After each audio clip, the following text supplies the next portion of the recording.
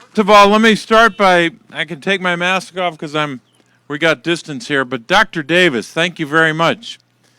Look at that bow tie. Yeah. Somebody told me that's his trademark. Yeah. Actually, he did. He told me that. And I asked him whether he tied his own bow tie, and apparently he does. That's impressive. How many do you have? Like a couple hundred? Wow, I wasn't expecting a specific number, but he's a PhD, so they're pretty specific. 136? Wow, that's how long our engagement tonight will be, 136 hours. So I hope you're ready. Now, I want to guarantee you one thing. Those clouds are not going to burst. We're not going to have any rain tonight, okay? If we do, I'll turn to Dr. Davis and he'll figure something out, right? We'll put a roof on the stage. But I'm really grateful you're here tonight because this is such a critical time for our country. I don't have to list the challenges we have throughout the country and throughout our Commonwealth, but we also have a lot of opportunities, an opportunity to move the country forward.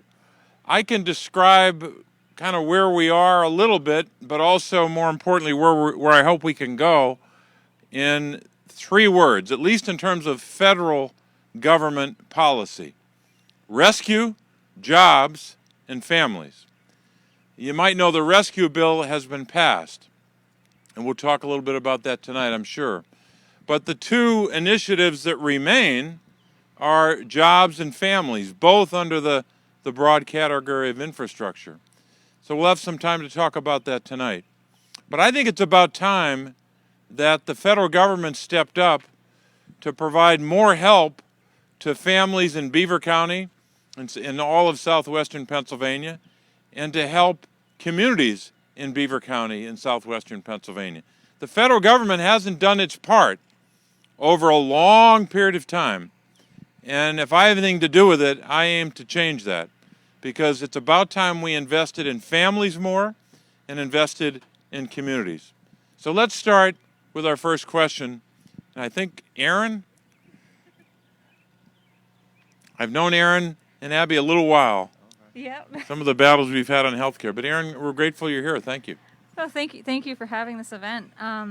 As you know, my youngest daughter Abby here. She's a mischievous troublemaker. She's wonderful, but as she grows older, she's going to need more care. She's going to need more home care and community-based services. And I know that there is a bit of funding in the American Jobs Plan for home and community-based services. And I was hoping that you could explain to my neighbors and my friends just what that would mean for kids like Abby, as well as for my neighbors who work in healthcare and in home care, and for those union jobs that would be supported by this. Well, Aaron, thank you, and I want to thank you and Abby for being here again. And I say again, not because we've been in this parking lot before, but because we've been together, as many here have been, together on the battles on healthcare. I won't bore you with a long list of stories, but you're here again to stand up for an important part of what we're trying to do. You know, a lot of people think that when we talk about what should be next in this jobs bill, it's really a bill to help us build back part of the country, part of our country, sometimes build for the first time, in other instances rebuild. But what we're trying to do is, as President Biden has said, is build back better. Not to where we were in 2019 or 15 years ago or 30 years ago. We need to build back better. And that means a big federal investment in infrastructure. And everyone knows that we need a lot of investment in Pennsylvania in bridges, right? That's true of every state. In roads, in waterways, and water and sewer, and so many parts of our physical infrastructure. But what a lot of families tell us is, well, that's not the only infrastructure that's important to our families, because some of that infrastructure means the infrastructure of caregiving, the infrastructure of helping families just get to work every day. Mm-hmm. For some people, they literally need a physical bridge to get to work. A lot of us do. But for some families, they're also going to need other kinds of bridges. One of those bridges is home and community-based services. What does that mean? Well, what it means is principally two groups of Americans, seniors and people with disabilities, who have chosen and have an opportunity when they get a waiver, but that's the problem, it's limited, to get those services in their home or in the community. So if someone says, well, I have an option because I was benefiting from a waiver and I'm not going to have the skilled nursing care or other care that I need in a nursing home, I'm going to be able to get that in my home or in the community. For someone with a disability, it's a similar option. But here's the problem. We have limited funding at the federal level for that. So we've got to invest in that so that we can take a waiting list of 800,000 Americans and get that waiting list down. They shouldn't have to wait for that care in America. Seniors and people with disabilities, we can fund this and we can pay for it. The third group of Americans that are relevant here are the workers. Most of the people doing this work that has always been heroic, has always been essential, but ever more so in a pandemic. When a lot of these workers were going into the homes of people with disabilities or the homes where a senior needed care or services, and guess what they're making on average across the country?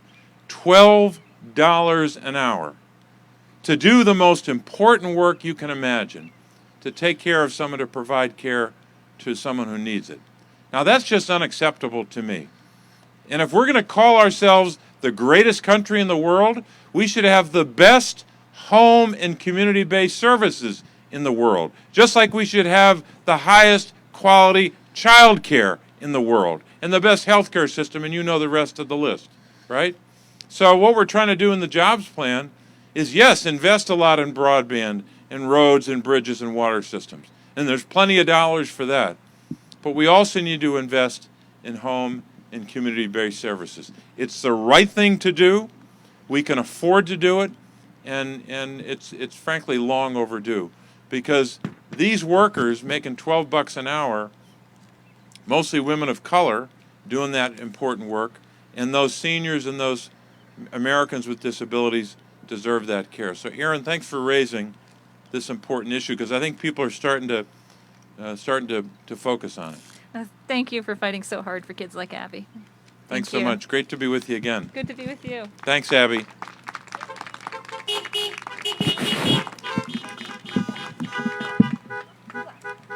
Next question, please.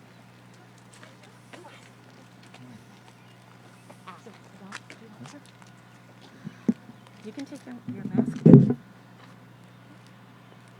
Hi, this is Shepard. This is his question. Do you want to ask it? You do it. Okay. His question has to do with air pollution. Uh-huh. And he wants to know, do you want to say it? Because he practiced. He wants to know, how can we have less air pollution? Is that your question? Yes, he wants to know how we can have less air pollution and use less gas in cars. Was that correct? Did I get it right? Okay. Well, Shepard, thanks so much for being here. And you know, when I was your age, I don't think I ever asked any questions in public or went to any town hall meetings. So you're way ahead of me in asking that question. And it's a good question, because a lot of us are wondering not just about the future on some of the issues I just talked about, but we're also wondering about what are we going to do to yes, pass legislation that will help us build or rebuild parts of our infrastructure, parts of our communities, but also how do we do all that and make sure that we're creating a lot of jobs, because we want to do that as well. But also a big part of what we're trying to do with this jobs bill is to focus on combating climate change, because we know how much of a threat that is to human life. We're all threatened by climate change. We're all threatened by what that means to our planet. And I think we have an obligation to protect God's creation. And so that's why we've got to do a lot of things in one bill, including dealing with issues that involve pollution. And one of the best ways to do that is to try to invest in alternative sources of energy. Now, in a state like ours, we have a lot of our energy that comes from nuclear power and from natural gas. What's growing, though, in the places we get our energy from are renewable sources of energy. So there's a lot we can do in a bill like this that I just mentioned before, by providing incentives so that we have more growth, more investment in those alternative and cleaner sources of energy. So I think that's the real short answer is we've got to invest in strategies that gets us away from practices or approaches to energy that cause pollution. That's the big part of it. And the other part, of course, is making sure that we take action against those who are engaged in pollution. When they violate the law, they have to be held accountable. So you've asked a critical question I think a lot of people are thinking about as we thinking about this jobs plan that we're debating right now. So thanks for that question. I want to say thank you. Thank you.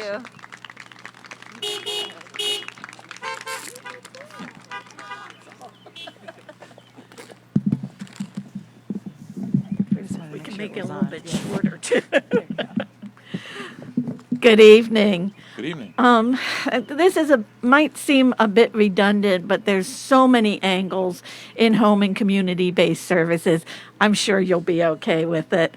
As we think about the infrastructure needs of our society, my focus is specifically on the human service industry and the needs of people with intellectual and developmental disabilities as they engage in an everyday life. As such, my question is, what resources are we willing to commit to re-envisioning and or creating an environment that will sustain a full continuum of services essential to the people being served through home and community-based services? I want to make sure I get. And your first name is? It's Susan. Susan. And principally, you're concerned about funding? Is it? Yes. How do we go about funding? And also, as the world is changing, just as infrastructure used to mean roads and bridges, Right. and now means families and all the structures we put into place to support a society, how are we going to envision how we go about providing these services? One thing you spoke to was waiver, and the fact that you have to waive yourself out of your institutional rights. Well, who wants an institution? But then you wind up on a waiting list. Yep. And the waiting list goes on and on. So how can we re-envision the service so that we can provide more services to more people to the degree that they need? No, it's a great question, Susan. Thanks for asking it. And I think it gets back to maybe a fundamental question about values, right? Whom do we value? And if we say we value someone, we all say it, right? Every elected official I know says we're concerned about seniors, about people with disabilities, we're concerned about children, but we're often not investing enough in any of those Americans, and we're definitely not investing enough in the people who provide them care, whether it's child care workers, direct service workers, long-term care, you go down the list, right? So part of it is just putting in front of the country what our values are and seeing whether we're measuring up. And we're not even close, at least with regard to what the federal government's doing. Secondly, we can at the federal level say, well, that's just your job at the state level. You just gotta find the money for that somehow. That argument was made before we passed the rescue plan.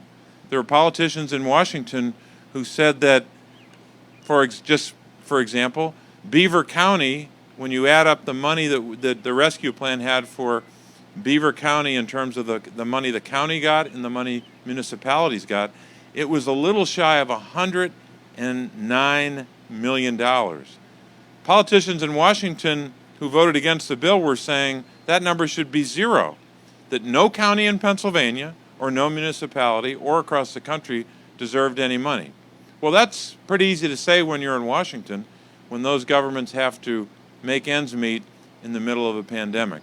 And the same is true of home and community-based services or anything that we're trying to do to lift up seniors and people with disabilities. We can't just say it's up to the states to do it. The federal government's got to put some dollars on the table, which is what we're trying to do. So that's part of how you begin to reform a system, because you're investing in it, you're valuing it, and you're valuing the people who benefit from it.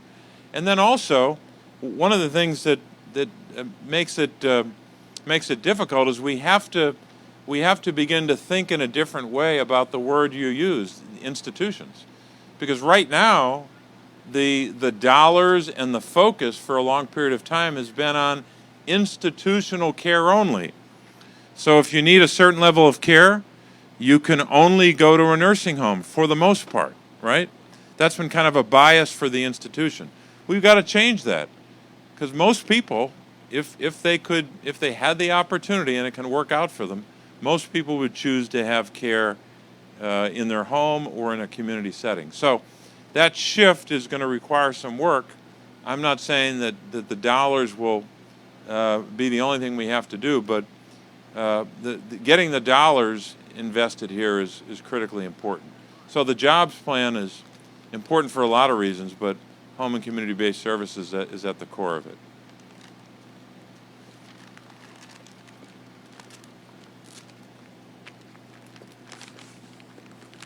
No, that's not good. I probably want to. It looks like it's the right height, so I think we're good. Thank you. Hi, Senator Casey. How are you? I'm good. How are you? Good. My name's Erin Kelly. And Erin, how are you? I'm very great. So I do some political consulting out here, but first and foremost, I'm a human rights activist, and you've been such a wonderful leader for a long time now, as I've been in the movement for a long time. So thank you for your always for your support. We unwavering can always trust your vote for those things. So thank you. Thank you. Switching gears though. Of course, want to stay on brand here and ask about the infrastructure bill. Mm-hmm. So what can we expect to see here in terms of green energy jobs that would be part of the bill? What kind of industries can we expect to move in? Particularly thinking 50, 60 years down the road when folks like Shepard and Abby are, looking at retiring and looking at raising their families here. What kind of jobs will they have? And secondly, we know President Biden definitely included funding for Amtrak in the bill. And I was wondering how Beaver County can expect to see that money utilized. I know there's not much of a stop here for Amtrak. We'd either have to go to Pittsburgh or Cleveland to access the Amtrak. And it, as I'm sure you're well aware, it only runs once throughout the state per day.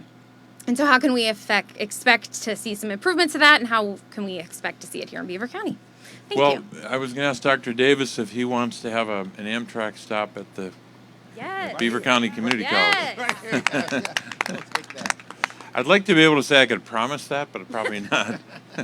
No, but there's no question that the investment we're trying to make in the jobs plan and transit, whether it's the transit that we have with Amtrak or public transit, which in some ways in a lot of communities is going to be the place where they go just to get to work and to be able to live their lives. That investment in transit was, I think, a little light in 2020 in some of those bills, but a much bigger and substantial investment in transit in the rescue plan. But long term, as you said, we've got to focus on it in the jobs plan, because rescue was, in one sense, like going into a burning house and getting someone out. You don't have a lot of time to think about it. You just got to get them out of the danger. That's what the rescue plan's about. Vaccinations, getting more schools open, helping families that are really hurting. This phase of what we're trying to do is almost by definition a much longer term. The investments are over 8 years, but the impact of the investment in infrastructure is supposed to last decades, right? So we've got to be thinking long term about where do you want a county like Beaver County to be, and where do you want those children that you made reference to, where do you want them to be over those years? A lot of what we have to do is, as we're investing in better sources of clean energy, which I think is going to happen. It's happening. The marketplace is driving us there anyway, but the jobs plan can incentivize it even faster. But with that comes a lot of job creation. What I don't want to happen, though, and this often happens when you pass legislation that has the effect of creating jobs, or at least creating the conditions for jobs. We don't want to simply just have any jobs in clean energy. We want good quality jobs you can support a family on. And in America, the definition of a good quality job is almost every instance a union job. Because there's no question now that the dynamic in our economy has changed so much over a generation. I mean, in my lifetime, everyone here is younger than I am, but in my lifetime, I remember when Beaver County could exist on a limited number of industries, steel making, for example, and all the jobs that came with it, and then got wiped. Those jobs got wiped out, not over like 30 years. They got wiped out in less than a decade. So now we have the opportunity to create jobs that will help us advance our collective interest on climate change. So we're combating it, but do it with these clean energy jobs. But we got to make sure that people have an opportunity not just to get a job, but to be able to join a union, so they can have a good wage, they can have health care and benefits, and they can support their families. So that's one of the reasons. The last thing I'll say about this is, in the bill, in the jobs bill, we want to pass a piece of legislation that helps the right to organize, the PRO Act. So that's a huge priority for working men and women across the country, and this is probably the best type of bill to make it part of. So I think those young people today are going to have a chance to have clean energy jobs that they might not have been able to get even a few years ago. Thank you. Aaron, thanks so much.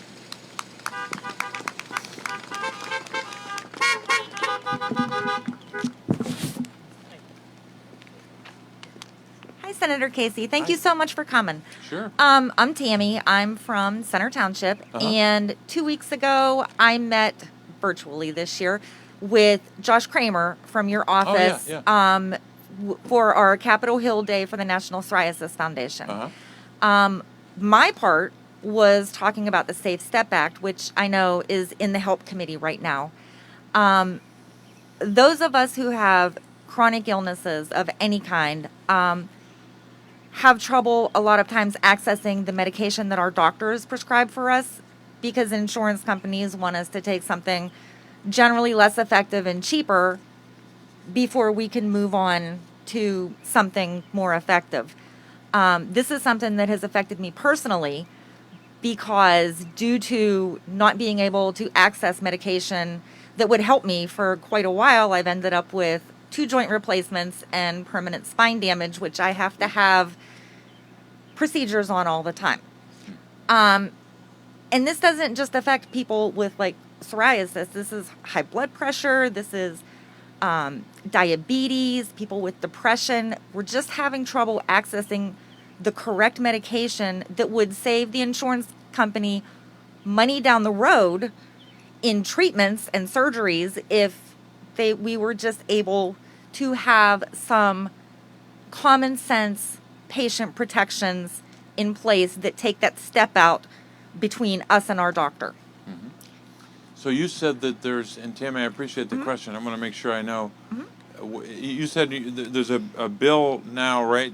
In Before the Help Committee. Yeah, it's 464, the Safe Step Act. It was introduced by Senator Murkowski, Hassan, Cassidy, and Rosen.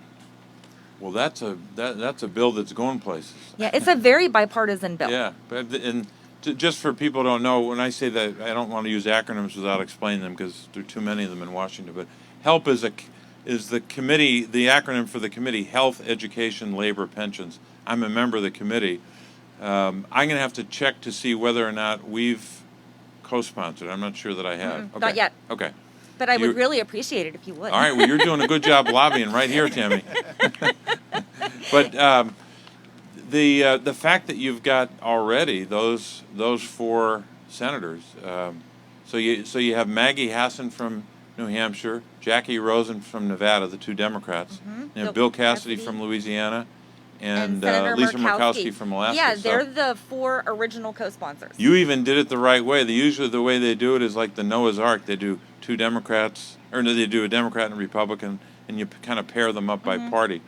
But I'll take a look at it. I just haven't reviewed it, but if Josh is reviewing it now, I'm sure he'll have a recommendation from me. And Josh was wonderful. I just want to say he was wonderful. We just had a great time talking to him, and thank you so much for always being so Tammy, accessible. I'll let you in a little secret if you don't tell anyone. I know you won't tell anyone this. I won't.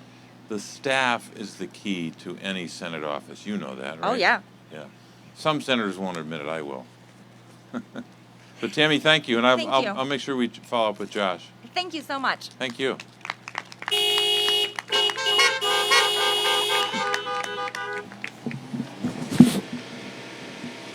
Tammy had a lot of horns there. That's yeah.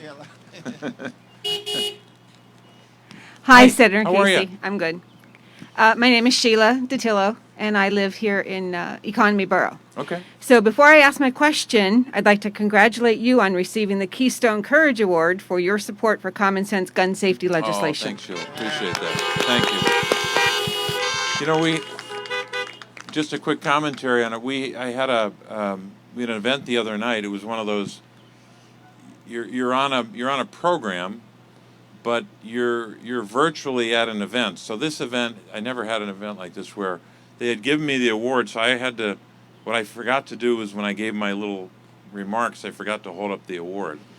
So I'm not used to, I'm not really good at virtual award ceremonies. But they had these tables on the screen in front of me, so you could visit people at their quote table, a virtual table, and we kept moving around to different tables. But it was a unique experience to talk to people virtually who technically aren't at a table. But it was a nice program, and obviously gun violence is something we're all just so anxious about. I think so many Americans are. Yeah, that's what brings me to this question. Yeah. So, in recent months, some Beaver County communities have passed resolutions declaring themselves Second Amendment sanctuaries. Uh-huh. My borough, Economy Borough, is currently considering this resolution, and a neighboring borough township, New Swickley Township, passed theirs in January.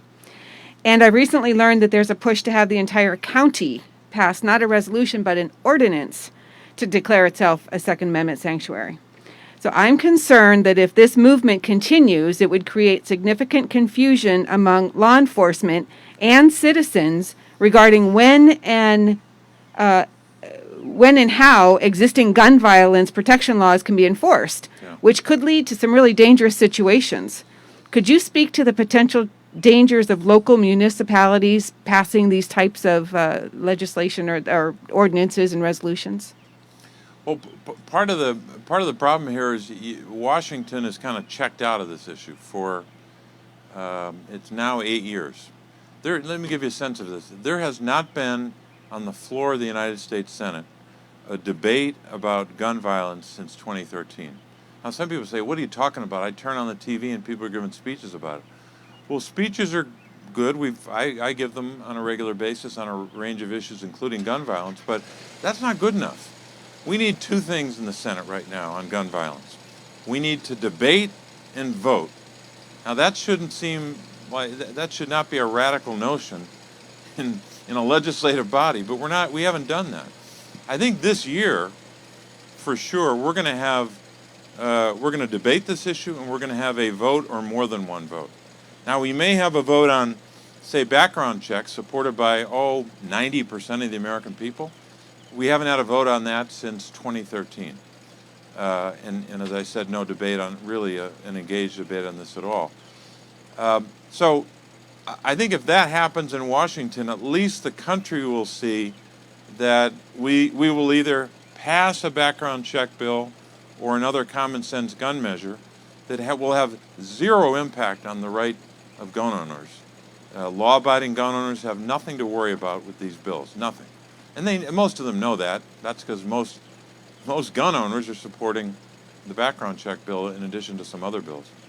I think if we do that, at least people will know one of two things. they will say, okay, this bill was considered and debated and voted, and it passed, and that would be a step in the right direction. Or they will say this bill was debated and voted on, and they blocked it because you need 60 votes in the United States Senate instead of 51. But either way, we will have, I think, brought to the attention of the American people what the United States Senate can do to at least begin to have a positive impact on gun violence and not undermine anyone's rights. I think that will help clarify things in a lot of local communities. And local communities certainly have a right to debate this issue, but I hope that when they're debating it, folks would be honest about the fact that these measures are not going to impact someone's right to have a firearm. If they're passing a background check, wouldn't anyone want that done? But I think sometimes the confusion often starts in Washington more than it does in communities. But I think Washington has to do its job, and I'm hoping that will begin to clarify for the country what's at stake. And I appreciate that, but in our local municipalities, there is going to be confusion over, I just use the example of protection from abuse order. If one were to be served on somebody and he thought or she thought that they don't have to give up their guns because Economy Borough said that we are a sanctuary, and now you've got the sheriff showing up trying to take the gun and a dangerous situation. Is there a way to communicate to municipalities that while they may pass a resolution, that doesn't exempt them from following state and federal gun protection laws? Yeah, there's no question that both communication about legislation that is passed as well as enforcement is going to be critical. And I think sometimes we legislate and we don't communicate. We pass something and say, okay, that's done, let's move on. No, I think you're right. I think it's going to be very important to communicate, especially when you've passed something. But at a minimum, we've got to put this in front of people and have votes up or down. If a senator wants to vote against a background check bill, fine. But you got to put them on the record and have a vote. But this is an issue at a local level I haven't heard as much about, and be interested to follow it. Okay. Thank you. Thank you. Thank you.